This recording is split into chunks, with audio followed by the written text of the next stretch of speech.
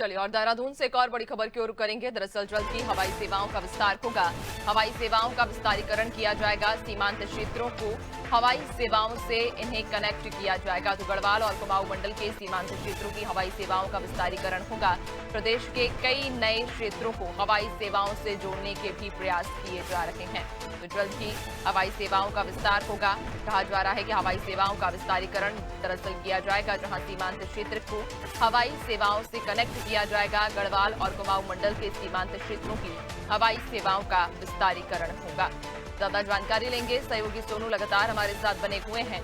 सोनू, हवाई सेवाओं का कहा जा रहा है कि विस्तारीकरण को लेकर अब चर्चाएं तेज हो गई हैं। देखिए, सरकार के स्तर से निरंतर ये प्रयास किए जा रहे हैं कि जो हवाई सेवाएं हैं प्रदेश की, इनका विस्तारीकरण किया जाए। जहां पर केंद्र सरकार के सहयोग की आवश्यकता है, वहां पर केंद्र सरकार का सहयोग लिया जा रहा है। और जब जब मुख्यमंत्री दिल्ली के दौरे पर होते हैं तो उत्तराखंड की हवाई सेवाओं से संबंधित जो भी सरकार की प्रस्तावित जो योजनाएं हैं, जो प्रस्ताव है, उनको धरातल पर उतारने का आग्रह करते हैं। क्योंकि लगातार सरकार पर्वतीय क्षेत्रों का जो हवाई सेवाओं का जो वो है, खास तौर पर अ, स्थिति है, इसको और इसका विस्तारीकरण कैसे किया जा सकता है, किस तरह से हवाई सेवाओं से सीमांत क्षेत्रों को जोड़ा जा सकता है, और खास तौर पर जो नई योजनाएं हैं उनको धरातल पर उतारा जा सकता है। इससे उत्तराखंड का पर्यटन भी बढ़ेगा, और खास तौर से उत्तराखंड के पर्यटन के साथ साथ उत्तराखंड की आर्थिकी भी मजबूत होगी और लोगों का समय भी बच सकेगा। तो कहीं ना कहीं सरकार इस दिशा में लगातार प्रयास कर रही है।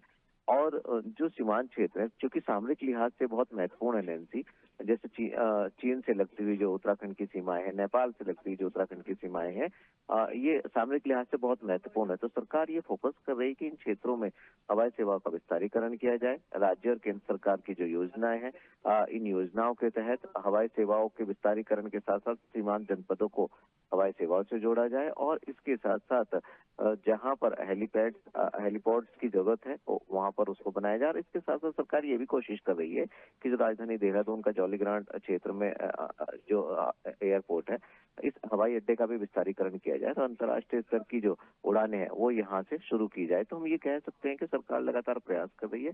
आने वाले समय में हम देखेंगे कि चार धाम यात्रा के साथ साथ जो सीमांत क्षेत्र हैं, ये भी हवाई सेवाओं से कनेक्ट हो पाएंगे, और जो हवाई सेवाओं का मौजूदा स्ट्रक्चर है, ये और ज्यादा मजबूत हो सकेगा। और कहीं ना कहीं जो हवाई सेवा का विस्तारीकरण है वो हम आने वाले समय में देख पाएंगे।